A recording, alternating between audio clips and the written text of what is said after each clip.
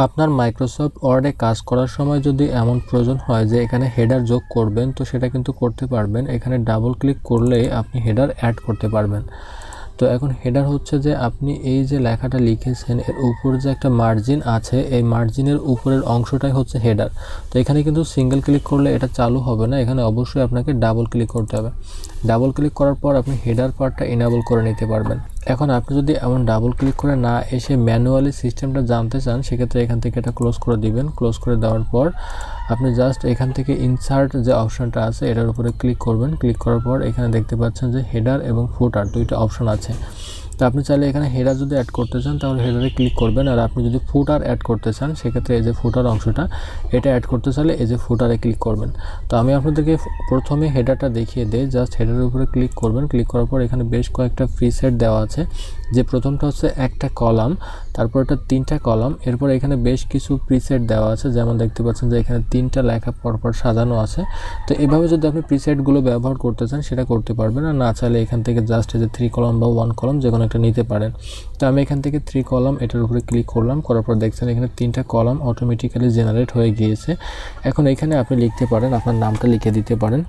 এরপরে আপনি এখানে চাইলে কিন্তু আপনার অ্যাড্রেসটা লিখতে পারেন। এরপরে এখানে আপনি চাইলে আপনার মোবাইল নাম্বারটা লিখতে পারেন।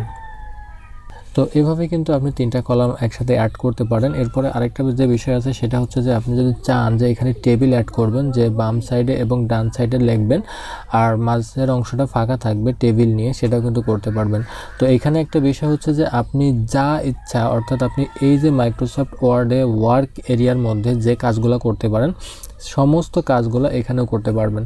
যেমন দেখা যায় এখানে হোম যেটা আছে, হোমের মধ্যে যে অপশানগুলো আছে সবগুলো নিয়ে কিন্তু এখানে কাজ করতে পারবেন। ইনসার্ট যে অপশানটা আছে, এখানে যে অপশানগুলো আছে সবগুলো নিয়ে এখানে কাজ করতে পারবেন। তো আমি জাস্ট আপনাদেরকে একটা টেবিল নিয়ে দেখিয়ে দিই। জাস্ট এখানে 2টা টেবিল নিলাম। নেওয়ার পর আমি এখানে যদি এমনভাবে তৈরি করি যে প্রথমে এবং শেষে আমি কিছু লেখা রাখবো, যেমন ধরুন যে আমি এই লেখাটা দিতে চাচ্ছি এখানে, তার জন্য এখানে দিলাম, এবং আমি এই অ্যাড্রেসটা এখানে দিতে চাচ্ছি টেবিলের মধ্যে, এখানে দিয়ে দিলাম। এখন এই অ্যাড্রেসটা যদি আপনি ডান দিকে নিতে চান সেক্ষেত্রে আপনি এখান থেকে যে রাইট অ্যালাইন যেটা আছে এটাতে দিয়ে দিবেন, দিলে এটা ডান দিকে চলে যাবে। তো এটা আপনার পছন্দ মতো।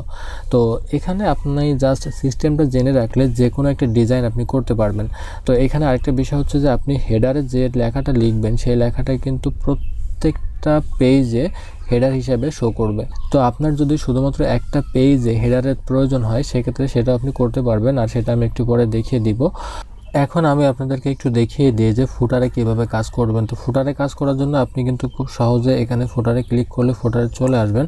আর যদি এই হেডারে থাকা অবস্থায় আপনি এখান থেকে এই যে ডিজাইনে আসার পর এখানে দেখেন যে গো টু ফুটার একটা অপশন আছে, এটাতে ক্লিক করলে আপনি এখান থেকে অটোমেটিক্যালি ফুটারে চলে আসবেন। তো ফুটারে আপনি চাইলে আপনার পেজ নাম্বার দিতে পারেন। তো আমি সেটা জাস্ট দেখিয়ে দিই। এখানে দেখেন পেজ নাম্বার একটা অপশন আছে, এটাতে ক্লিক করবেন। ক্লিক করার পরে এখান থেকে পেজ নাম্বারটা বটম যেটা আছে এটাতে দিলেন। দেওয়ার পরে এখানে দেখেন বেশ কয়েকটা প্রিসেট আছে। তো এখান থেকে আপনার পছন্দ মতো আপনি যে কোনো একটা প্রিসেট চুজ করতে পারেন। তো আমি এখান থেকে জাস্ট এই যে একটা দিয়ে দিই, পেজ 1 of 1। অর্থাৎ এখানে দেখেন যে আমার এই মাইক্রোসফট ওয়ার্ডের 4টা পেজ আছে, যার মধ্যে আমি বর্তমানে 1 নম্বর পেজে আছে। এখান থেকে যদি হুইল ঘুরে আমি নিচে আসি তাহলে এখানে দেখতে পারবেন যে 2 নম্বর পেজে চলে আসছে। আমি একটা বিষয় বলতে চেয়েছিলাম, সেটা হচ্ছে যে আপনারা যদি একটা সিঙ্গেল পেজে, অর্থাৎ একটা পেজেই হেডার দিবেন, বাকি কোনো পেজে হেডার দিবেন না, তো সেক্ষেত্রে আপনারা পেজ ব্রেক করে করে করতে পারেন। তো সেটা একটু ঝামেলার বিষয়, আর সেটা করতে না চাইলে আপনারা একটা ট্রিক্স অ্যাপ্লাই করতে পারেন। আর সেটা হচ্ছে যে এখান থেকে ক্লোজ হেডার অ্যান্ড ফুটার, এটাতে ক্লিক করে এটা ক্লোজ করে দেই। দেওয়ার পরে দেখেন আমার এখানে ওয়ার্ক এরিয়ার মধ্যে আমি চলে আসছি। তো এখানে আপনি এখন একটা টেক্সট বক্স নিয়ে আপনি সেখানে কিছু লিখে তারপরে সেটাকে কিন্তু হেডার হিসাবে ব্যবহার করতে পারেন। যেমন ধরুন যে আমি এখান থেকে সবগুলোই ক্লোজ করে দেই। এখানে আরেকটা বিষয় হচ্ছে যে এই যে টেবিলটা জেনারেট করা হয়েছে এই টেবিলে কিন্তু শেপ রয়ে গিয়েছে। তো এই শেপটা যদি আপনি এখান থেকে রিমুভ না করেন তাহলে প্রিন্ট করলে আপনার অবশ্যই এমন বর্ডার শো করবে। তো এই টেবিলের শেপটা, এই যে বর্ডারটা, এটাকে আপনাকে রিমুভ করতে হবে। আর রিমুভ করার জন্য সেই সেম সিস্টেম আপনারা মাইক্রোসফট ওয়ার্ডের ওয়ার্ক স্টেশনে যে কাজগুলো করেন সেম কাজ এখানেও। তো জাস্ট এই টেবিলে থাকা অবস্থায় আপনারা যদি এই যে হোমে আসেন, আসার পরে এখানে বর্ডার যেটা আছে এখান থেকে নো বর্ডার দিয়ে দিলে কিন্তু এই বর্ডারটা চলে যাবে। তো এটা আমি আশা করি আপনারা করতে পারবেন, এটা দেখানোর প্রয়োজন নাই।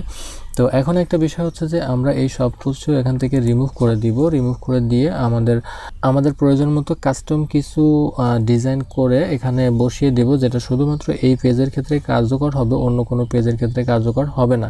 তো আমরা এখান থেকে এই হেডার ফোল্ডারটা ক্লোজ করে দেই। ক্লোজ করে দেওয়ার পর আমি এখানে আমার ওয়ার্ক স্পেসের মধ্যে চলে আসলাম। এরপরে এখান থেকে আপনারা জাস্ট এই যে ইনসার্ট যে অপশনটা আছে এটাতে আসবেন। আসার পর এখান থেকে টেক্সট বক্স এটা নিতে পারেন, অথবা এখান থেকে এই যে শেপ ডিজাইন আছে, শেপ ডিজাইনের মধ্যে এখানে টেক্সট বক্স একটা আছে, এটাও নিতে পারেন।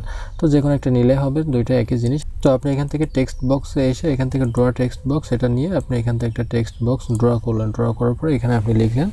তো এইখান থেকে আপনি আপনার প্রয়োজন মতো একটু কাস্টমাইজ করে নেবেন। কাস্টমাইজ করার পরে এটাকে আপনি আপনার প্রয়োজন মতো এখানে বসিয়ে দিতে পারবেন। তো এখন আপনি যদি এটাকে মুভ করতে চান তাহলে কিন্তু মুভ করতে পারবেন না। এটা মুভ করার জন্য আপনাকে অবশ্যই এখান থেকে র্যাপ টেক্সট একটা অপশন আছে, এটাতে এসে এখান থেকে ইন ফ্রন্ট অফ টেক্সট যে অপশনটা আছে এটা চুজ করতে হবে। চুজ করার পর আপনি এবার এটাকে আপনার প্রয়োজন মতো যেখানে ইচ্ছা সেখানে বসাতে পারবেন। তো এখানে বসানোর পরে এই যে শেপ যেটা আছে, শেপ আউটলাইন, এটাকে আপনাকে অবশ্যই এখান থেকে রিমুভ করে দিতে হবে, না হলে আপনি প্রিন্ট করার সময় এমন কালো দাগ চলে আসতে পারে। তো এখান থেকে যে শেপ আউটলাইন যেটা আছে এখান থেকে নো আউটলাইন দিয়ে দিলে আপনার এই শেপের আউটলাইনটা থাকবে না। এখন আপনি এখানে ক্লিক করে দেখতে পাচ্ছেন যে এখানে শুধুমাত্র এই যে 3টা লেখা আছে, এবং এই লেখাটা কিন্তু শুধুমাত্র এই পেজেই আছে, পরবর্তী পেজে কিন্তু আর নাই। তো আপনারা যদি শুধুমাত্র একটা পেজে এমন ফুটার ইউজ করতে চান সেটা করতে পারেন। আর আরও একটা টেকনিক আছে যেটা একটু ডিপলি জানতে হয়, যেটা হচ্ছে পেজ ব্রেকের মাধ্যমে। তো ওটা আমি অন্য কোনো ভিডিওতে আপনাদেরকে দেখিয়ে দিব।